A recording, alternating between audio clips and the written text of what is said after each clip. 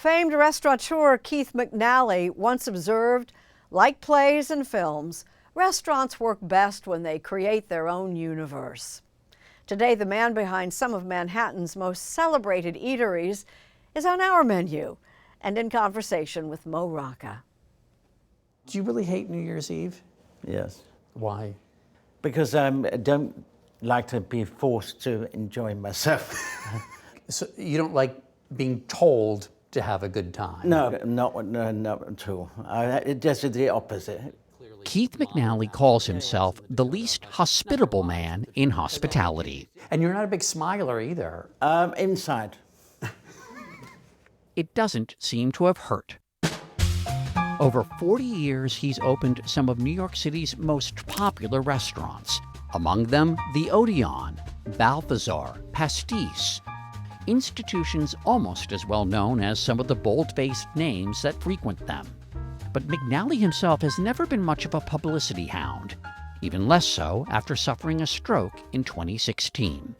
Naturally, I'm a bit embarrassed to be on TV talking like this. Who wouldn't be? But it's good for me to do it because it gets me free of my embarrassment. Actually, I'm embarrassed talking about embarrassment. But the British-born McNally has largely overcome his embarrassment in a new memoir. The drawback for me with most memoirs, if you're not embarrassed by what you write, it's probably not the truth. Right. But if you don't cringe, every word is not the truth. What was the hardest part of the book for you to write? The hardest thing was my suicide attempt because my kids, didn't want to leave them at all. That suicide attempt was 2 years after his stroke.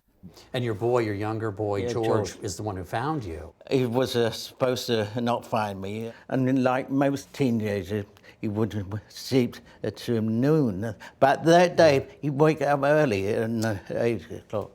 You expected him to be sleeping later. He woke up early. He saw you. The bastard just saved my life. McNally might joke about it now, but the father of 5 was suffering with an immobile right arm, he was right-handed, back pain, aphasia, which causes his slurred speech, and his second marriage was falling apart. But, as McNally writes, some sobering words from a doctor made him reflect. He said that children who lose a parent to suicide were far more likely to kill themselves than the children of parents who don't. That stopped me in my tracks.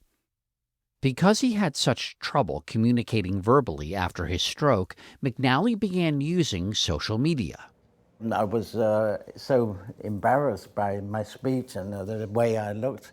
I didn't go to my restaurant for 1 year. I was ashamed, but eventually I realized there's nothing to be ashamed about. So not only did I admit it wasn't a bad thing, but I went on Instagram. McNally went viral in 2022 with a post criticizing former late-night host James Corden for allegedly being rude to the waitstaff at Balthazar. But now, McNally confesses in his book, he isn't so sure calling out Corden was fair. You wrote, for someone who's hyper-conscious of humiliation since suffering a stroke, it now seems monstrous that I didn't consider the humiliation I was subjecting Corden to. It's true. It's true. I felt like I'd hit the jackpot of a slot machine and thousands of gold coins were spilling out in front of me. That night I ended up with over 90,000 followers. I was intoxicated with self-righteousness. But afterwards, I felt really bad. Corden later apologized. But the 73-year-old McNally has continued creating a stir online. Take this recent post he wrote about his friend, ABC News' Diane Sawyer, describing a week-long affair the two had in the 1970s. The story made news, except that it was completely made up. Some people believed it. Most people believe it. Yeah, well, right. Some people say, listen, Keith, it's really not cool for you to be sharing this. And so did you enjoy that back and forth? Yes, I'm crazy I did. And I wonder, do you think that the stroke I don't know. Is that Say what you think. well? Is it that you feel a little trapped inside of yourself? No, no, really, no. don't? I've always been a little like this inside, but the same in my throat and now on the outside.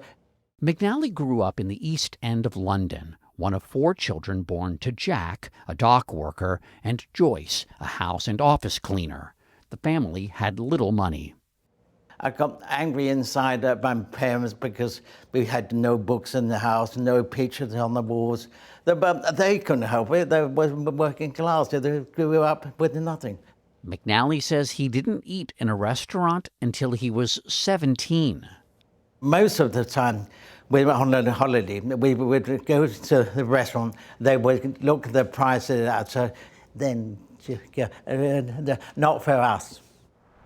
And yet, when McNally moved to New York City in 1975 as an aspiring filmmaker, he made ends meet by working in restaurants. I didn't eat asparagus until I came here. And the next day, I went to the doctor because I couldn't under the smell of my. It was so pungent from eating Yeah, I the was asparagus. always sick. You thought you were sick? Yeah, but I went to the doctor. He said, "What did you eat last night?" You know what? You got to put that in the paperback. McNally opened his own restaurant, the Odeon, in the neighborhood of Tribeca, in what had been a no-man's land in 1980. An immediate sensation, it established certain McNally musts. Why is it important to have a hamburger on the menu? Because I don't like hamburgers much myself. But to me, it's a sign of snobbery not to have a hamburger. It's a sign of snobbery to not offer a hamburger. New York Street medium rare. McNally prides himself on putting his staff above even his diners. Some of his employees have been with him for over 30 years.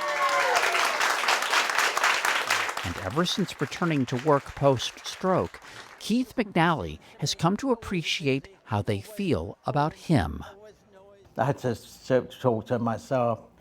I'm really nervous, and they were really kind. In them, kindness is very essential. The stroke lifted the veil on what they thought of you. Yeah. They made me so feel good. They made you feel good.